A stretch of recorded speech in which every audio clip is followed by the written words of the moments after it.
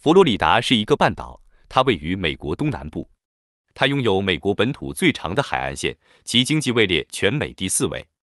2014年，佛罗里达州人口超过纽约，成为美国人口第3多的州。佛罗里达是现在美国本土第一个被欧洲人访问并定居的地区。已知最早的欧洲探险家是西班牙人胡安·庞塞·德莱昂。德莱昂一行登上佛罗里达半岛时，正值一个复活节的星期日，他们用西班牙语"鲜花盛开之地"命名了这块地方。几日后，德莱昂等人举行仪式，宣布他们所发现的地方属于西班牙国王。这些兴奋的欧洲人几乎一登陆就遭到印第安人的猛烈攻击。领头人德莱昂第2次来到佛罗里达时，因遭到攻击而身负重伤，不久他就离世了。之后的几十年时间里，渴望在美洲大陆找到黄金和宝石的欧洲人前赴后继地涌入了佛罗里达。在随后的100多年时间里，佛罗里达逐渐成为西班牙人的定居点，之后它又成为英国的殖民地。这样的局面一直维持到美国独立战争。随着东部13州主动脱离英国的统治，佛罗里达地区又重新投入了西班牙的怀抱。19世纪初，美国在国际舞台站稳脚跟后，开启了西进运动。在北美大陆生活了几千年的印第安人迎来灭顶之灾，其中一部分逃难到了佛罗里达。对于这个紧挨着佐治亚州的半岛，美国觊觎已久，但又不好明着霸占，于是大量讲英语的盎格鲁白人跨过国界线，转而迁徙到有大片肥沃土地的佛罗里达。很快，这些讲英语的盎格鲁白人在当地站稳了脚跟。为了维护自身利益，他们在当地组成自治社团。在美国裔占据佛罗里达人口多数后，美国发起了战争。当时，安德鲁·杰克逊将军在门罗总统面前立下军令状，要在60天内结束战斗。迫于无奈，西班牙在1821年10月27日以500万美元的价格贱卖了佛罗里达。佛罗里达由此成为美国第27个州。美国南北战争前夕，佛罗里达州是南方各州中人口最少的州。1860年林肯赢得大选后，佛罗里达州与其他南方州一起脱离了联邦。大多数民众对于脱离联邦并不热衷。内战后的重建时期与其他美国南方州相同，佛罗里达州近1个世纪一直支持民主党。近年，佛罗里达逐渐成为共和党的重要根据地。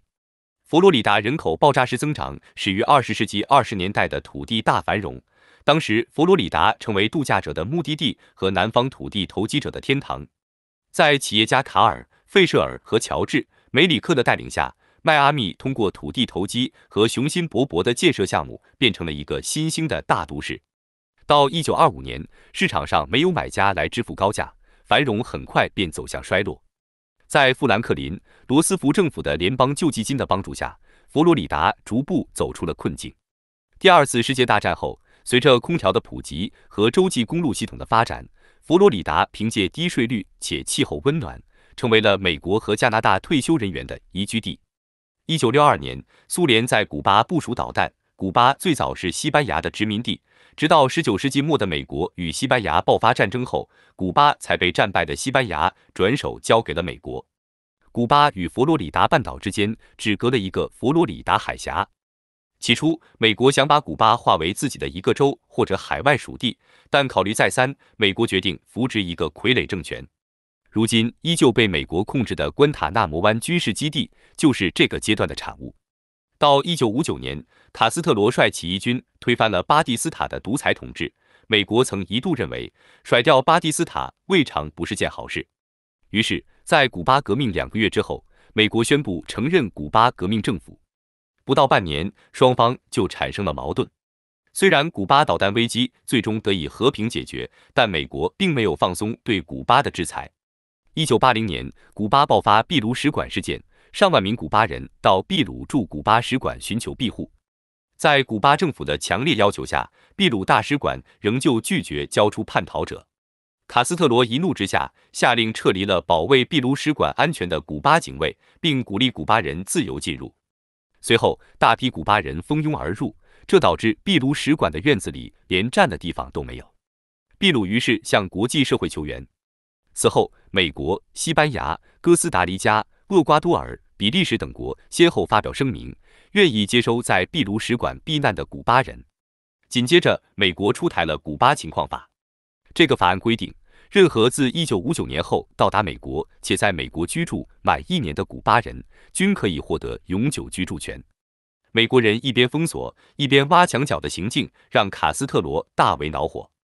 当年的4月15日，古巴政府突然开放了哈瓦那西部的马列尔港，同时，古巴又将监狱里的犯人和精神病院的病人放了出来。5个月间，共计15万古巴人涌入了美国。据后来推测，这批移民中至少有2至5万是罪犯或是精神病人。马列尔港距离迈阿密不足200公里，因此佛罗里达州第2大城市迈阿密就成了偷渡的首选目的地。在短短几个月内，迈阿密的犯罪率急剧上升，抢劫、盗窃、走私案件层出不穷。眼见治安情况每况愈下，许多白人居民选择迁往北方，同时又有不少拉丁裔和黑人来到迈阿密落脚。到90年代末，原本以白人为主的迈阿密竟成为美国肤色最深的城市之一。从1983年开始，佛罗里达连续11年蝉联美国犯罪率最高的地区。与此同时，随着拉美贩毒黑帮的涌入，迈阿密也成了美国著名的毒品之都。在上世纪末，佛罗里达州颁布了阳光法案，任何公民都可以向州政府请求公开社会文件。比起其他州，佛罗里达的刑事案件不仅数量多，而且每年州政府都会持续免费更新。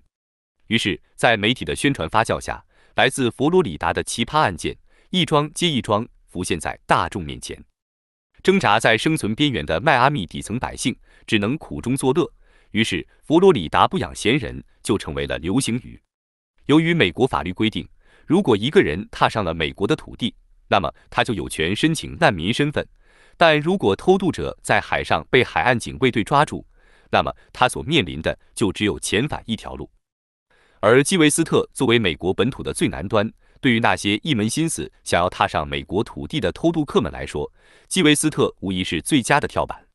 对那些偷渡者来说，基韦斯特不过是一个中转站而已，他们的最终目标是在上岸后坐车通过1号公路进入美国本土。1982年4月22日，美国联邦边境巡逻局在佛罗里达市的1号公路旁设置了检查站，盘查偷渡客和毒贩，这造成西语通往佛罗里达州本土的道路大塞车，车龙曾出现绵延29公里的奇观。当地居民进出基韦斯特必须证明他们的美国公民身份，这使当地人产生被当成外国人的感觉。考虑到交通受阻将严重威胁到海岛赖以生存的旅游业，1982年4月22日，西礁岛市长丹尼斯·沃德罗同其他几位岛上知名人士向美国政府发出了抗议。随后，他们又在迈阿密联邦法庭申请起诉州政府。申请被拒后，沃德罗市长向在场的记者郑重宣布，明日5时，基韦斯特将脱离美国联邦，正式独立。与此同时，联邦特工人员开始潜入西礁岛。4月23日中午，西礁岛沃德罗市长在他的忠实追随者的簇拥下登上了一辆平板卡车，在抗议声中，他宣读了海螺共和国独立宣言。海螺这一称谓可追溯到早期美洲移民时期。当第一批厌倦了英王暴政的英格兰人漂洋渡海来到弗吉尼亚的詹姆斯顿时，他们自称为海螺，以示其宁接生螺肉，不食暴君禄的坚强意志。宣读完独立宣言后，沃德洛手持一条古巴面包向一位身着美海军制服的男士头上打去，象征武装反抗的正式开始。然而，叛乱只持续了1分钟。沃德罗向驻扎在西礁岛上的美国海军部队投降后，他旋即要求美国提供10亿救济金。美国政府虽拆除了路障，却始终未对礁岛独立事宜作出回应。1994年，白宫宣布将于当年12月在迈阿密市举行美洲国家首脑会议。海螺共和国的领导人沃德罗从电视新闻上得知了这个消息后，立刻向美国国务院提出了参会申请。美国国务院对其申请置若罔闻。当时，迈阿密市洲际大酒店已定为美洲峰会代表入住的官方酒店，所有房间由美国国务院控制，会议期间将不对外开放。但岛民伺机从旅馆销售部探得酒店皇家套房未被美国国务院预定。经过一番砍价后，海螺共和国以每晚$1500的价格定下了原本1晚$2500的皇家套房。消息传出后，立即有记者向美国政府核实传言。美国国务院官员不得已回复，礁岛隶属美国佛罗里达州，并无海螺共和国受到邀请一说。事关国体，岛民们马上向这位奥尔马索夫先生发送了传真。信函坚称，既然美国政府从未对礁岛12年前的分离之举做出任何正式反应，根据有关国际法规，海螺自然成了一个主权独立国家。同时，岛民们强调，海螺参与峰会目的无他，唯有向与会的诸国宣表美洲此刻尤其需要的幽默与尊重之意。声明没有得到美国政府的回复，基韦斯特人并没有因此气馁，他们随后致函美洲峰会筹办方。与此同时，基韦斯特当地企业纷纷慷慨解囊，在迈阿密洲际大酒店的大厅里摆起了展板，自豪地向各国代表介绍基韦斯特的历史和建国史，并推销了一下自己的旅游业。而对于那些对海螺共和国感兴趣的代表，基韦斯特方面更是给每人赠送了一本海螺共和国外交官护照。经此事件后，海螺共和国算是在美洲国家圈子里打出了一点名气。1年后，海螺共和国秘书长办公室从新闻得知，美国陆军预备役第478营即将开入西礁岛进行军演。工作人员立即将此事上报于丹尼斯·沃德罗总理。丹尼斯誓言与共和国共存亡，秘书长办公室随即变成了战时指挥部。海岛战时内阁会议经讨论决定，将于美军越过博卡奇卡桥之际，向入侵的联邦武装投掷海岛的首选利器——古巴面包。同时，海军舰队于斯多克岛桥畔设立防线，阻止美军进入共和国首都。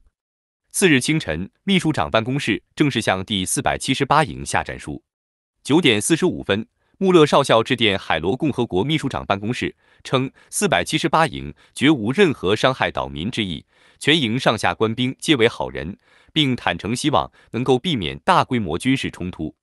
尽管此时美国陆军已于书面上承认了海螺共和国主权，但为激发公民爱国热情，海岛战时内阁仍决定进行象征性的抵抗。